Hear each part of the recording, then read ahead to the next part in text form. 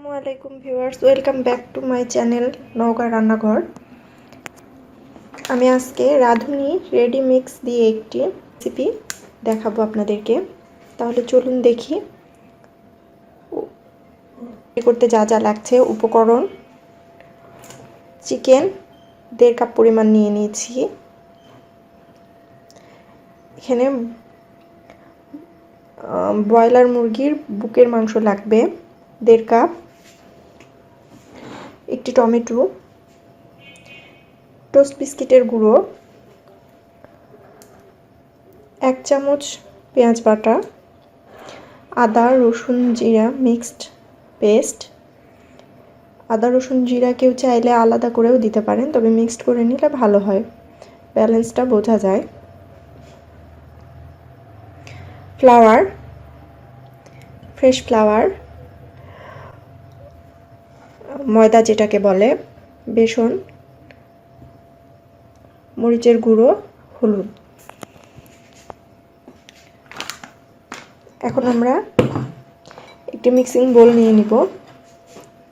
Mixing বোলে একে একে উপকরণগুলো দিয়ে দিব।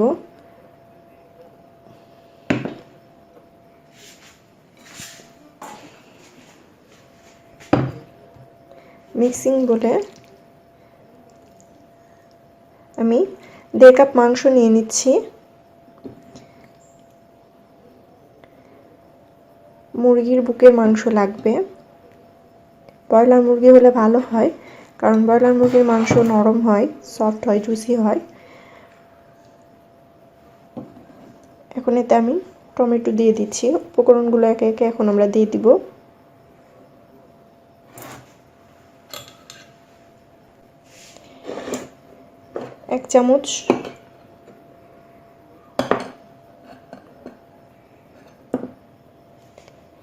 এক চামচ আদা রসুন জিরা মিক্সড করে পেস্ট করা, 1 চামচ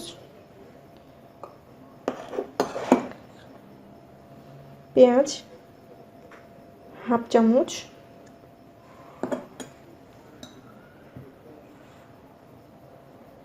শুকনো মরিচের গুঁড়ো, 1 চামচ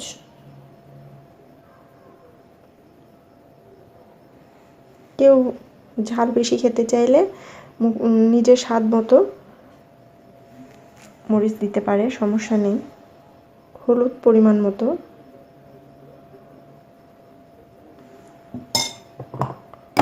লবণ যে যার স্বাদ মতো দিয়ে দিবেন।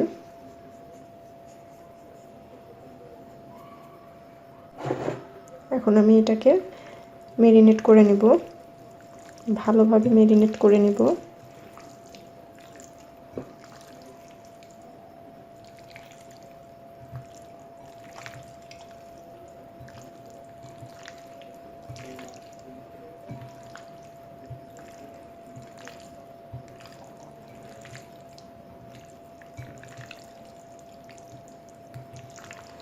আমার রেসিপিগুলো অবশ্যই বাসায় ট্রাই করবেন সবাই, এবং কেমন হলো আমাকে কমেন্ট করে জানাবেন অবশ্যই। আমার রেসিপিগুলো সবাই বাসায় ট্রাই করবেন এবং কেমন হলো আমাকে অবশ্যই জানাবেন। আমার চ্যানেলে যারা নতুন সদস্য তারা আমাকে সাবস্ক্রাইব করতে ভুলবেন না। আমার চ্যানেলটিকে সাবস্ক্রাইব করবেন এবং পাশে থাকা বেল আইকনটিকে প্রেস করে দিবেন, যাতে করে নতুন ভিডিওটি দেখতে পান। বেশি বেশি করে শেয়ার করবেন, কমেন্ট করবেন। এখন মেরিনেট করা অবস্থায় এটি আধা ঘন্টা রাখতে হবে। 30 মিনিট হয়ে গেছে। এখন আমি এতে রাঁধুনি রেডি মিক্সড 1 চামচ দিয়ে দিব।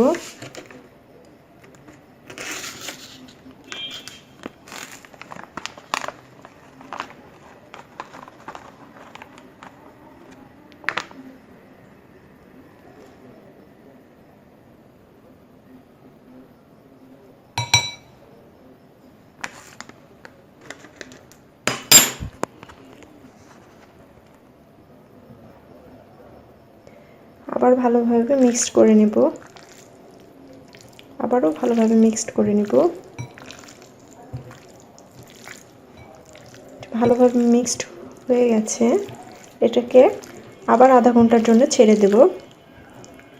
স্টেপ বাই স্টেপ ধৈর্য সহকারে রান্না করলে অবশ্যই রান্না ভালো হবে। সবাই মনোযোগ সহকারে এবং ধৈর্য সহকারে রান্না করবেন, ইনশাআল্লাহ রান্না মজা হবে।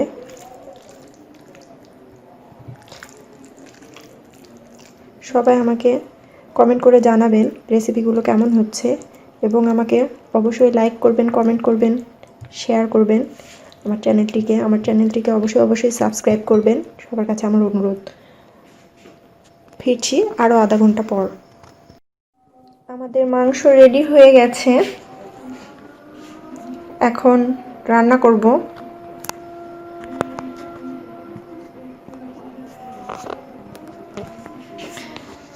এখন মাংসর ফ্লেভারটি কত সুন্দর একটা কালার এসছে, কত সুন্দর লাগছে।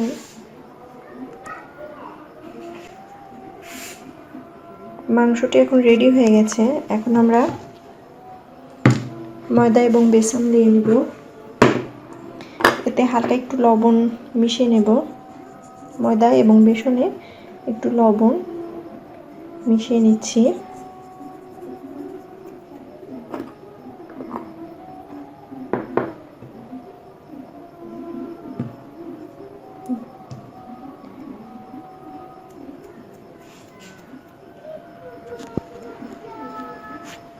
শুকনো মরিচের গুঁড়ো 1 চামচ দিয়ে দিচ্ছি, হাফ চামচ দিয়ে দিচ্ছি।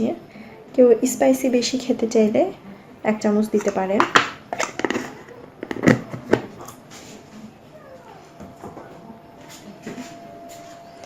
এখন এটা ভালোভাবে একটু এভাবে হাত দিয়ে মিক্সড করে নেব।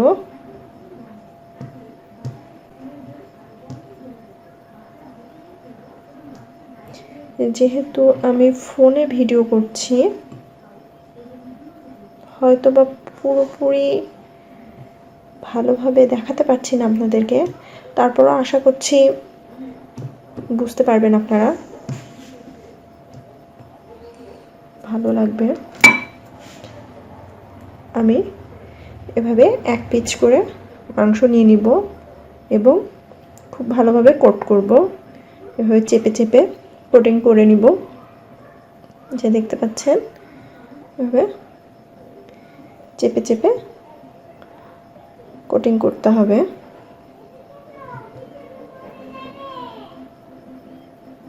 এখন এটাকে এভাবে ভালোভাবে ঝেড়ে নেব।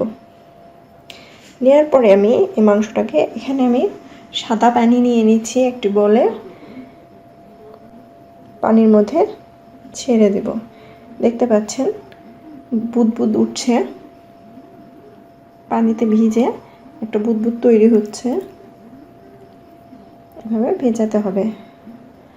আরও 1 পিস নিয়ে নিচ্ছি। এইভাবে ভালোভাবে মাংসগুলোকে কোটিং করে নিতে হবে হাত দিয়ে চেপে চেপে। তারপর এভাবে ঝেড়ে নিব, আবার পানিতে ডুবিয়ে দেব।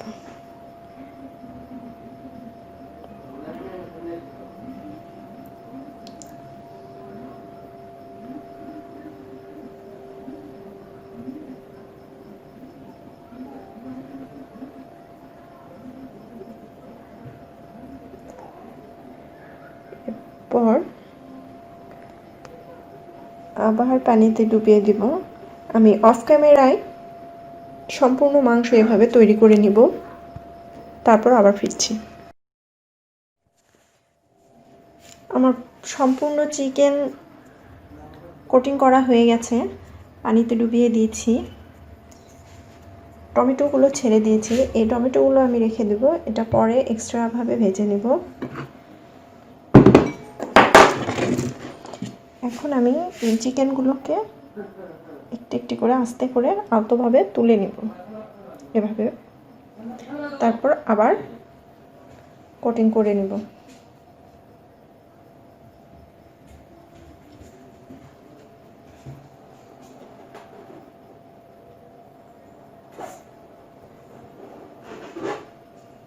দেখতে পাচ্ছেন এটা এরকম হবে।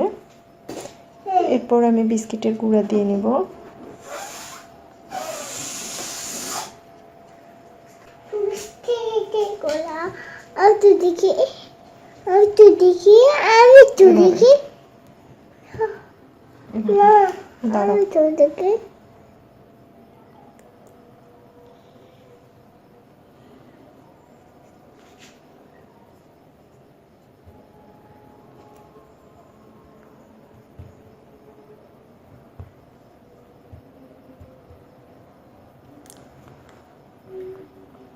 এই ডাবল কোটিংয়ের কারণে ক্রিসপিনেসটা অনেক লং টাইম ধরে থাকবে।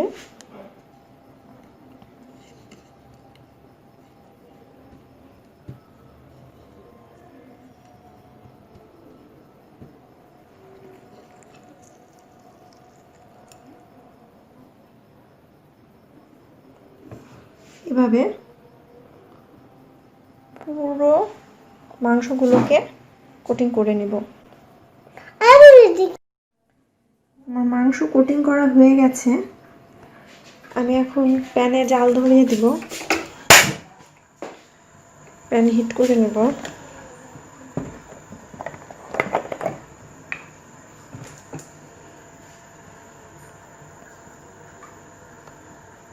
আমি তেল দিয়ে দিচ্ছি,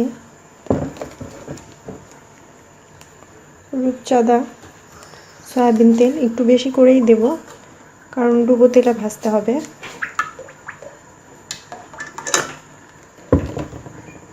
এবার তেল হিট হয়ে গেলে একে একে মাংসগুলোকে ছেড়ে দেব।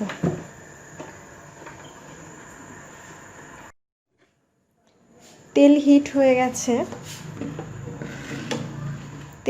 গেছে, আমরা একে একে মাংস পিসগুলো এখন ছেড়ে দেব।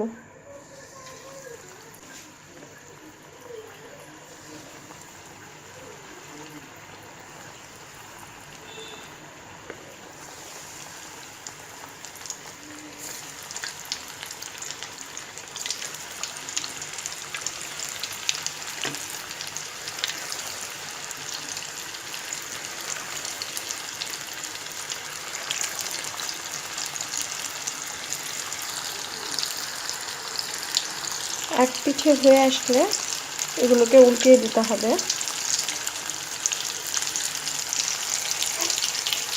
খুন্তি দিয়ে হালকা করে এভাবে নেড়ে নেড়ে তেলের মধ্যে এগুলোকে উল্টিয়ে নিতে হবে। এরপর আমরা চুলার আঁচটা কমিয়ে দিব।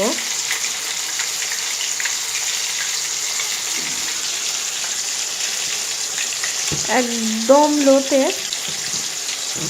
চুলার আঁচ একদম লোতে নিয়ে যেতে হবে, যাতে করে মাংসগুলো হিটে হিটে সেদ্ধ হয়ে যায়।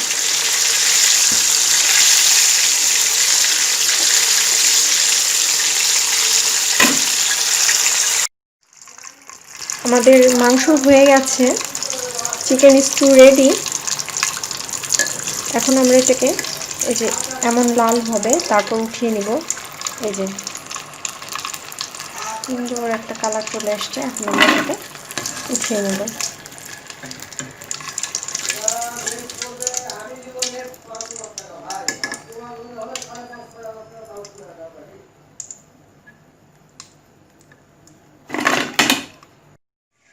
প্লেটিং অত্যন্ত জরুরি একটি বিষয়। আমাদের স্টুটা প্রায় রেডি। আমরা এখন প্লেটিং এর জন্য একটি ডিশ নিয়ে নিচ্ছি।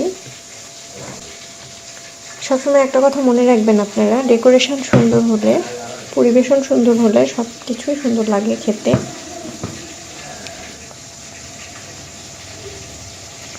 একটু সুন্দর পরিপাটি পরিবেশনা সবাই পছন্দ করে। প্লেটিং অত্যন্ত জরুরি একটি বিষয়, তাই প্লেটিংটি মনোযোগ দিয়ে খুব সুন্দর করে করতে হবে। আমি এখানে প্রাণ টমেটো সস ইউজ করছি।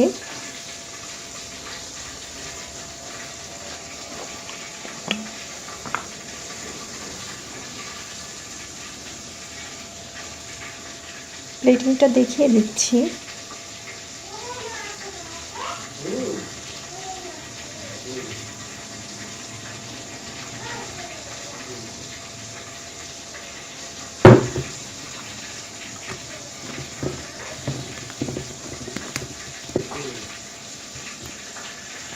আমি এখানে একটি পেঁয়াজের ফুল করে নিয়েছি, একটি গাজর জাস্ট হালকা করে একটু সাইড কেটে এভাবে স্লাইস করে নিয়েছি।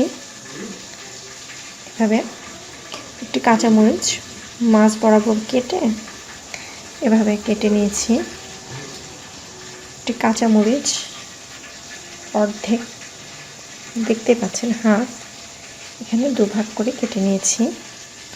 এবং এখন যে নতুন পাতা পেঁয়াজটি নেমেছে সেই পেঁয়াজগুলো দেখতে পাচ্ছেন। খুব সাধারণ একটি ডেকোরেশন, হাতের কাছে যা আছে আমরা তাই দিয়ে ডেকোরেশন করতে পারি। সুন্দর করে প্লেটিং করলে, পরিবেশন করলে খাবারগুলো দেখতেও ভালো লাগে, খেতেও ভালো লাগে। তাই প্লেটিং অত্যন্ত জরুরি একটি বিষয়। একটি চামচ দিয়ে সসগুলোকে এভাবে দিয়ে দেবো, জাস্ট এমন।